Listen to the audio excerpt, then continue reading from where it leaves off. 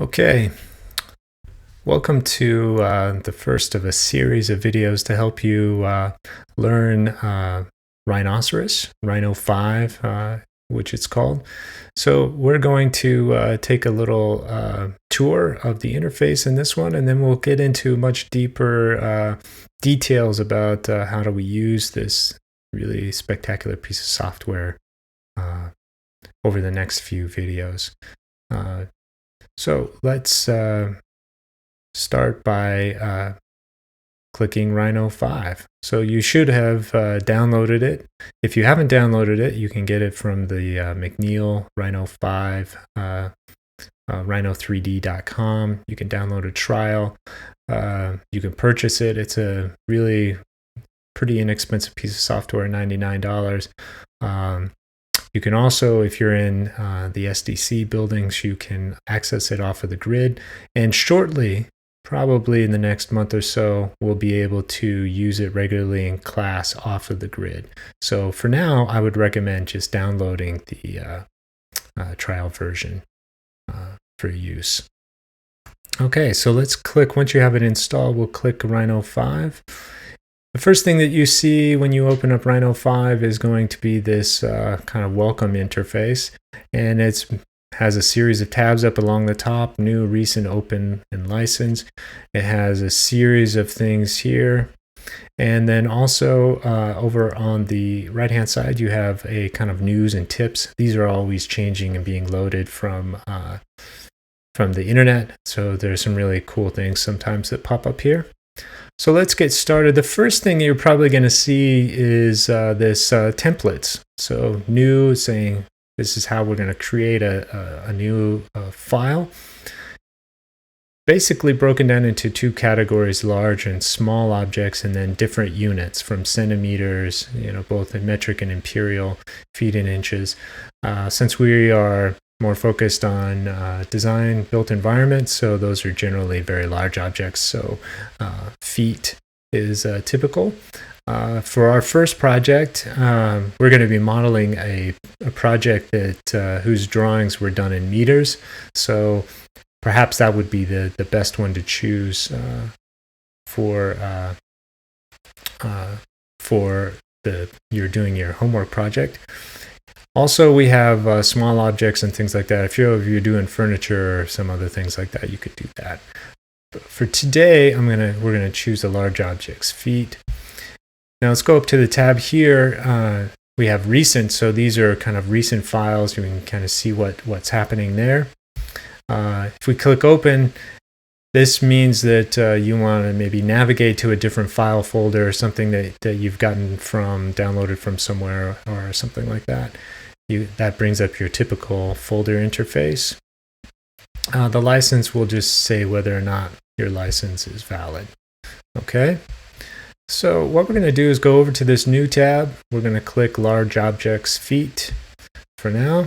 Opens it up. Okay, so basic overview.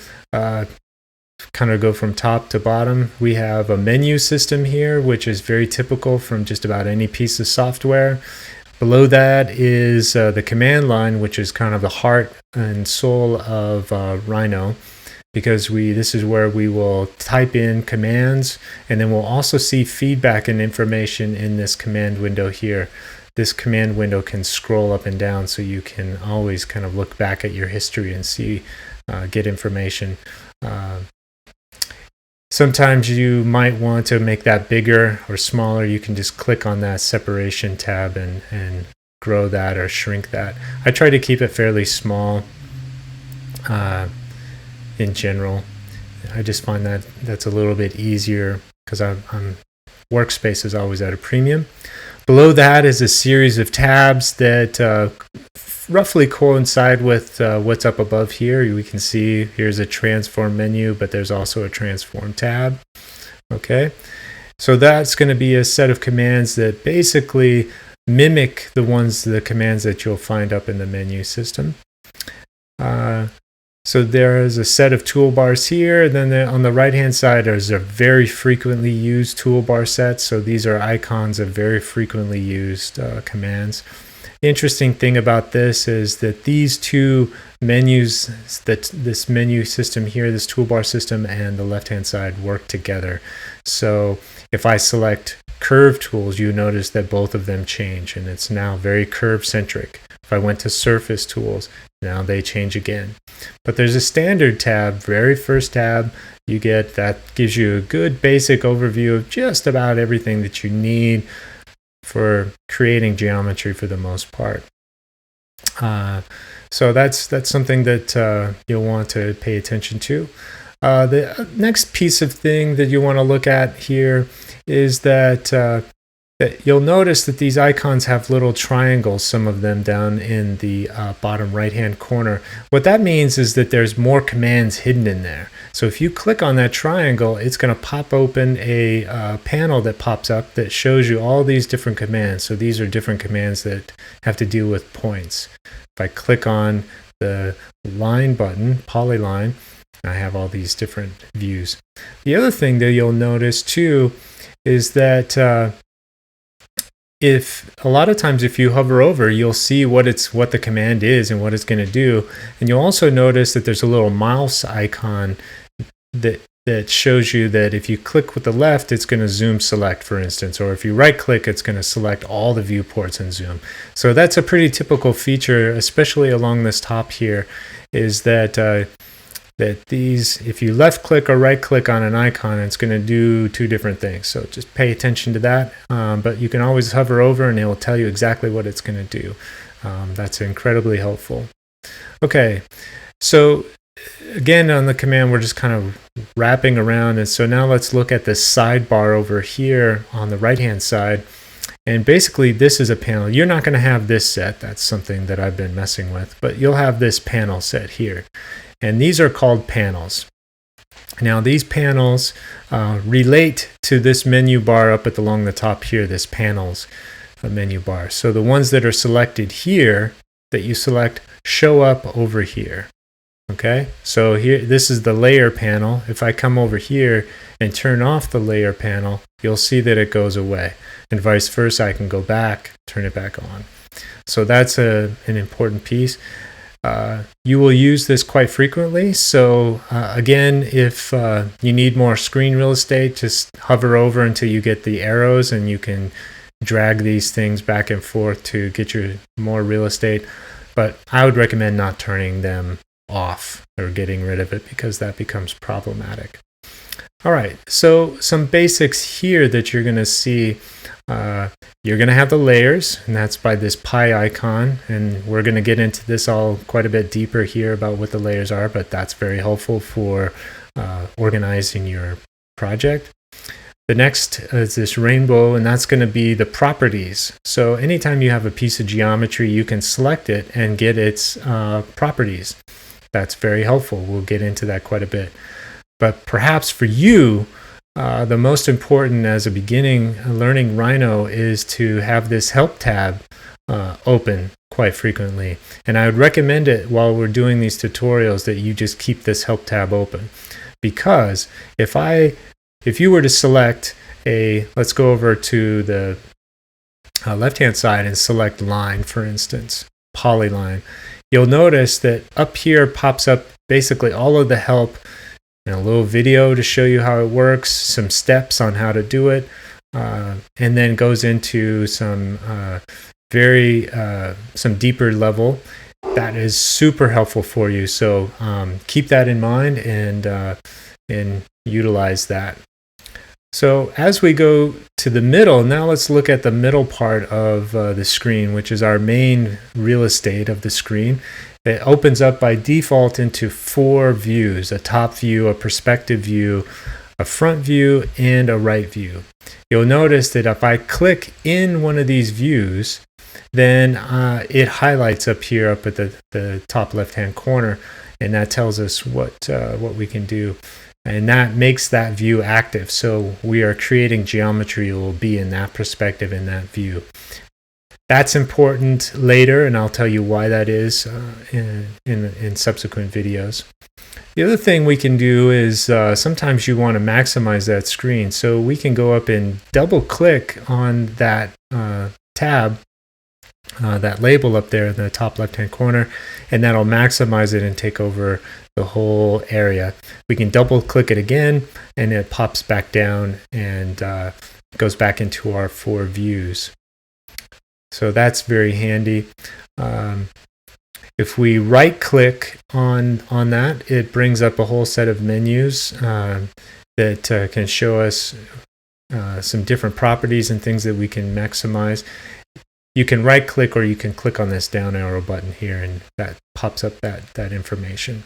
So we'll go into quite a bit more depth about what that means here in a minute, but let's double click and maximize that because there's another important part of the view down at the bottom here, just below. You'll see another set of tabs and you'll see that the top view is highlighted in white because we're in the top view. If we were to click this tab and go to perspective, you see that we switch. So when you're in full screen, you still have access to your main viewports. They're just down here in the bottom. This plus screen means we can add layouts and other viewports later. So we'll get into that shortly. Below that is what we have, the object snap panel, and we'll go into that shortly. And below that, we have kind of an information panel. So you'll see what construction plane you're on, and then also the X, Y, and Z. So you'll notice if I move my cursor within the viewport, those X and Y values are changing. If I switched over to the right viewport, you can start to see these X and Y viewports. And you can see here these different coordinates are related to that. Here is the feet. So below that is basically tells us what our units are. And we can right click on that and we can move to the unit settings. This tells us what layer by default that we're using. If we click on that, we can change layers and select things that way. And then here we have some different snaps. These are all the different snaps that we have. So we can snap to the grid that you can see in the background here if we select that. Ortho means that we're going to draw in straight lines automatically at 90-degree angles. Planar, we'll get into that when we start to talk about three-dimensional space. Object snap relates to the click checkboxes right below the view tabs. Turning those on and off, you can see those gray out or become accessible.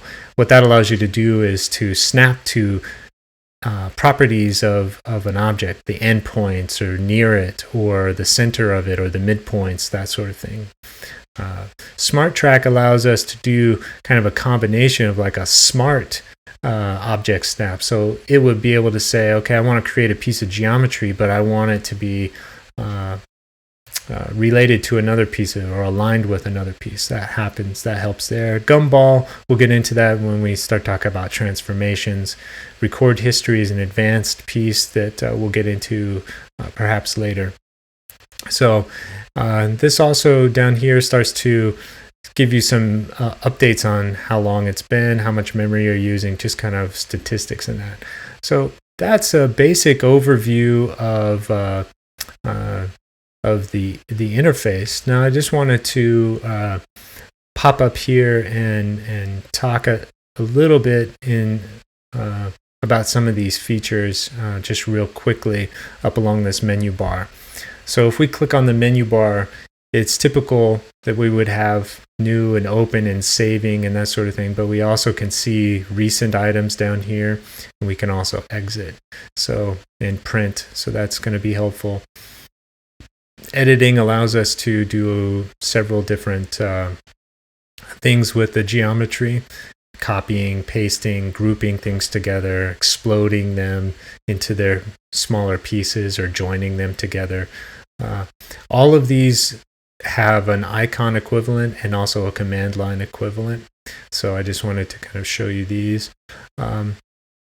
And one thing that we can do in terms of the overview is if we go to tools here and we go down to options, this opens up a whole kind of interface of how we can control the defaults of Rhino, like how big the grid is, or what is our units that we're going to use here. So we can, although we picked feet at the beginning, if we wanted to switch to meters, we could. We can also deal with tolerance, and I'll get into that later as well. But this option menu is where you can go in and kind of change things, how the keyboard works, what your shortcuts are, what it looks like, what plugins, those types of things. So that's just really handy to kind of know that that's there for you. All right, so that's a basic overview of how that works, and we're going to get into this in a little bit more depth on each one of these different pieces, but I don't want to take up, I want to give you these in bite-sized chunks. All right, so hopefully you learned something from that, and we'll get on to the next piece here shortly, talking about how we navigate and do these other things with the mouse. All right, see you soon.